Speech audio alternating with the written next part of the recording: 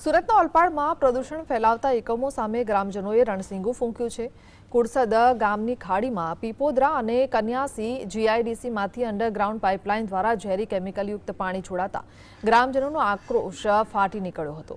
વારંવાર રજૂઆત છતાં જીપીસીબી દ્વારા કોઈ નક્કર પગલાં ન લેવાતા આખરે ગ્રામ પંચાયતના સત્તાધીશો અને રહેવાસીઓએ જાતે જ ગટર લાઇનમાં જીએસબી પૂરીને કેમિકલના પ્રવાહને બ્લોક કરી દીધો હતો। આ ઝેરી પાણીને કારણે શ્વાસ લેવામાં તકલીફ અને કેન્સર જેવા જીવલેણ રોગો વધતા હોવાથી ગ્રામજનો હેરાન પરેશાન છે।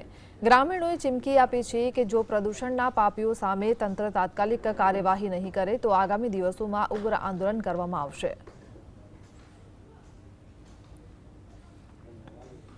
જીપીસીબી ડિપાર્ટમેન્ટને જાણ કરવા છતાં અને પંચાયતે નોટિસ પણ આપેલી હતી। તે છતાં બી અધિકારીઓ અહીંયા આવતા હતા, સેમ્પલો લઈને જતા હતા, પણ કોઈ એનું નિરાકરણ નહીં આવ્યું। ગ્રામજનોએ ઉગ્ર બની અને પંચાયતના ઉપર આવી રજૂઆત કરી। આજે પંચાયત દ્વારા એક જીએસબીની ગાડી બોલાવી સ્થળ પર જઈને તાત્કાલિક જે પાણી અમારા ગામમાં આવે છે એ અમે ગામજનો હાથે બંધ કરી દેવામાં આવી છે। અને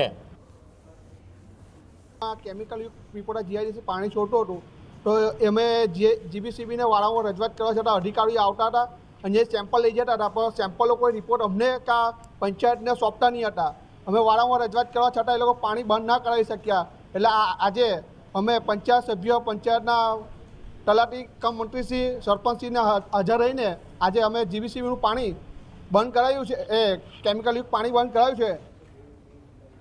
યુક્ત જેવું એકદમ ઝેરી પદાર્થ જેવું છે, ખેડૂત લોકોને પણ એટલું બધું નુકસાન થાય છે। તેમ વારંવાર ફુરસદમાં જે રહેઠાણ લોકો એને પણ એટલી બધી ખરાબ ગંદકીની વાસ આવે છે કે વાત નહીં પૂછાય। અને ઘણી વખત રજૂઆત કરવા આવી છે, જીપીસીબી સાહેબને નોટિસ પણ આપી છે, તો પણ એનું કોઈ નિરાકરણ આવ્યું નથી। માટે અમે તાત્કાલિક અહીંયા પંચાયત યોજના ધોરણ ઊભા રહીને અહીં પર એકદમ જ્યાં ગટર લાઈન ચાલતી હતી ને ત્યાં આગળ અમે આખું જીએસપીની ગાડી ખાલી કરીને